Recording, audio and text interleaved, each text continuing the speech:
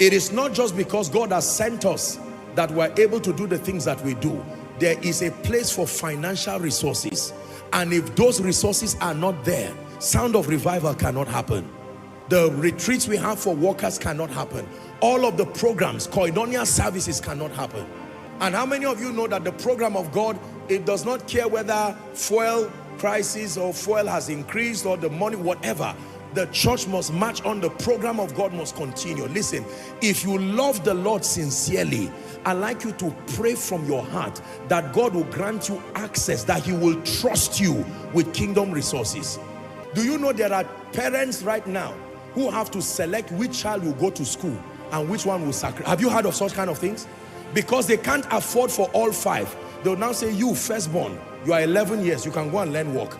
Lastborn, second to the lastborn, you will go to school. I forbid that over your children. It will never be that you have to keep your child at a disadvantage.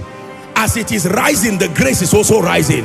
Some of you will not only pay your children's school fees, you will go to the management of the school and say, select 10 less privileged students, and please let it be that an anonymous person has added to their school fees. May that be your testimony.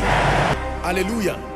My heart is really pained when I see people, listen, when I see people who are limited, not by their laziness. If a gentleman is limited by his laziness, by his carelessness, by his unseriousness, then that's for him to that's his own. But where you find out that someone becomes limited, wants to study, but simply because he came from a less privileged family, it shouldn't be. Worst off is the one who goes to bed without food. It shouldn't happen in our world. You need resources to be kind, to manifest kindness. You need resources to manifest the love of God. Please don't reject the call to be blessed. There is only so much clothes you can wear. There's only so much food you can eat. Are we together? There's only so much. How many cars? You can't split yourself into three. Your head in one car and then the other one in another car. All of you can only enter one car at the moment, but you can split your kindness into 1,000 and 1,000 children can benefit from it. You can split love into 1,000 and 1,000 people benefit from it. How about supporting the work of God? Some of you have the heart.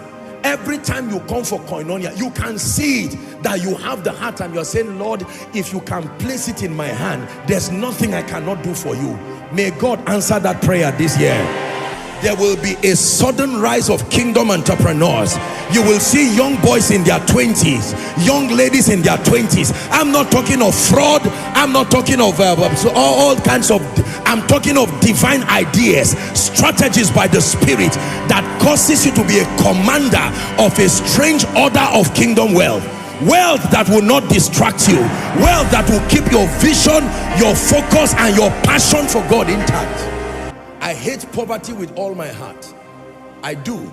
And here's the reason why I hate it, is because number one, it can limit the work of the kingdom. Number two, poverty can degenerate honor from the life of a man.